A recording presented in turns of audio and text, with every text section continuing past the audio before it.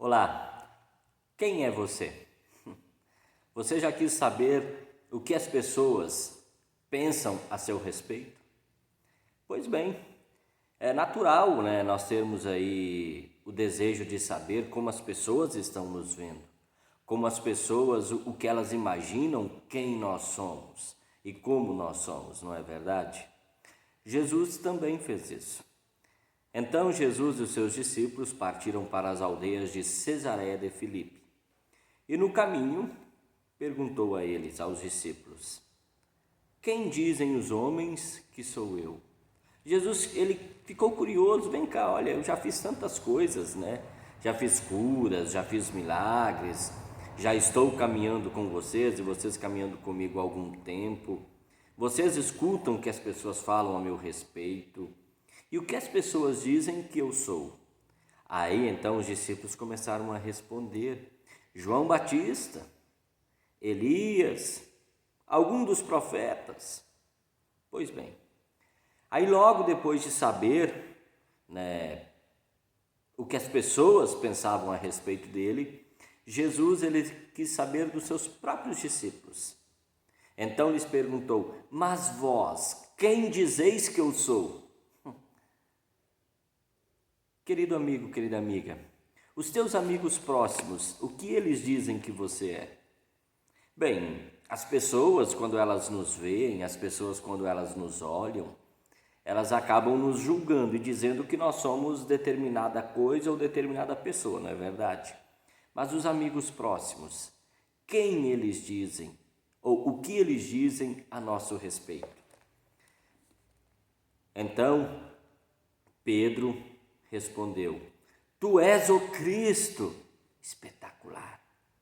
Aí o Evangelho de Mateus registra que Pedro só pôde dizer isso não porque era apenas amigo próximo de Jesus, mas Pedro só pôde dizer isso porque Pedro foi capacitado pelo poder do Espírito Santo. Ou seja, o Espírito Santo em Pedro é que deu essa resposta: tu és o Cristo. Querido amigo, querida amiga, o Evangelho de Marcos, quando escreve este Evangelho, ele tem como objetivo dizer quem é Jesus. E ele tem também como objetivo dizer quem são os discípulos. Quem é Jesus? Jesus é o Cristo. Mas que tipo de Cristo? Se eu fizesse uma pergunta agora para as pessoas, ou até mesmo para você, quem é Jesus Cristo? Qual seria a tua resposta?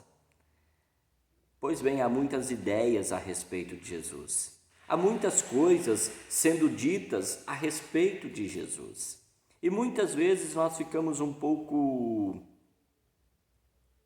confusos diante das muitas respostas, das muitas interpretações que as pessoas acabam nos dando a respeito de Jesus. Eu até ontem, numa pregação, disse assim: olha, esse mundo evangélico ele está um pouco conturbado e perdido, porque os evangélicos de hoje parece que só precisam vibrar e gritar glórias diante das vitórias, diante das alegrias. Mas o próprio Jesus, ele disse: no mundo vocês vão passar por sofrimentos, por aflições, mas tenham bom ânimo, eu venci o mundo. Ah, então Jesus é o vencedor do mundo. Querido amigo, querida amiga, vamos seguir um pouquinho no texto, Evangelho de Marcos, capítulo 8, eu já li do 27 até o 29. Agora eu quero ler o 31 para responder para você quem é Jesus.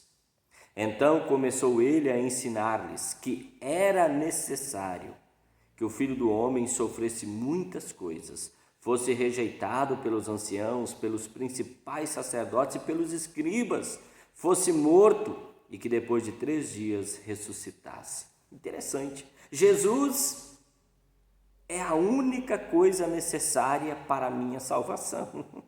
Jesus é a única coisa necessária para a tua salvação. Por quê? Porque a obra de Jesus é a única coisa necessária para a salvação do ser humano. É necessário. Palavras de Jesus é necessário. Querido amigo, querida amiga, muitas vezes parece que Jesus ele apenas é necessário na minha vida quando eu estou passando por situações difíceis, delicadas. Parece que Jesus ele só é necessário na minha vida quando eu estou passando por momentos de aflição, mas na verdade Jesus é necessário para a minha salvação eterna. Jesus é necessário que ele sofresse, fosse rejeitado, fosse morto e ressuscitasse. A obra de Jesus, necessária para a nossa salvação, necessária para a nossa redenção.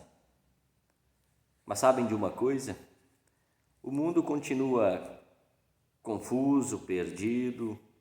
O mundo, na verdade, continua sendo tentado.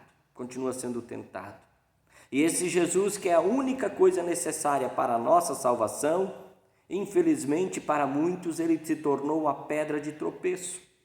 Por quê? Porque esse Jesus aqui é aquele Jesus que acaba me inibindo um pouco quando eu quero falar apenas do sucesso, quando eu quero falar apenas da fama, da prosperidade. Por quê? Porque esse Jesus aqui é um Jesus sofredor. Esse Jesus aqui parece que é um Jesus derrotado. Parece que não é aquele Jesus que as pessoas tanto desejam ter e crer nas suas vidas. E é tão interessante que o próprio Pedro, que havia acabado de falar quem era Jesus pelo poder do Espírito Santo, diz ali, e isso Jesus expunha claramente, mas Pedro, chamando-o à parte, começou a reprová-lo. Jesus, porém, voltou-se e, fitando seus discípulos, repreendeu a Pedro e disse, arreda, Satanás, porque não cogitas as coisas de Deus e sim das dos homens. Quem é Jesus? A única coisa necessária para a minha salvação. Não há outro meio de salvação a não ser Cristo Jesus. E quem são os discípulos? Pessoas que confessam Jesus pelo poder do Espírito Santo, mas pessoas que são tentadas a todo instante a negar a necessidade que é Cristo para a salvação e recorrer a outros caminhos, ignorar o Cristo sofredor, ignorar o Cristo que morreu e pagou pelos nossos pecados, o Cristo que ressuscitou, a mensagem da ressurreição tão questionada nos nossos dias, tão desprezada e tão esquecida. Sim, os discípulos continuam sendo tentados a se afastar desse Cristo, a dizer, Jesus, ok, mas parece que há alguma coisa a mais. Quem é Jesus? É a única coisa necessária para a nossa salvação. Quem são os discípulos? Pessoas que confessam pelo poder do Espírito Santo, mas também são pessoas sujeitas à tentação. E a maior de todas é de se afastar de Cristo, a única coisa necessária para a nossa salvação. Pedro ouviu a mais dura repreensão que um ser humano poderia ouvir. Arreda, Satanás, porque não cogitas as coisas de Deus e sim das dos homens. Nós somos tentados a não cogitar mais nas coisas de Deus, mas cogitar apenas nas coisas dos homens. Jesus, Tu és o Cristo. Me dê o Seu Espírito Santo para que eu possa continuar confessando que Tu és o Cristo. Me dê o Espírito Santo para que eu continue crendo que Tu és a única coisa necessária para a minha salvação. E me ajuda a vencer também os ataques do inimigo que muitas vezes quer me fazer cogitar nas coisas dos homens e não nas coisas de Deus. Que Deus nos abençoe, que Deus nos ajude, que Deus nos ampare. Fique com Jesus.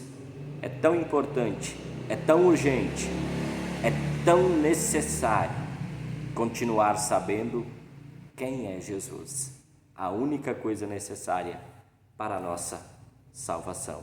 Forte abraço, Deus abençoe, até uma próxima oportunidade. Tchau, tchau.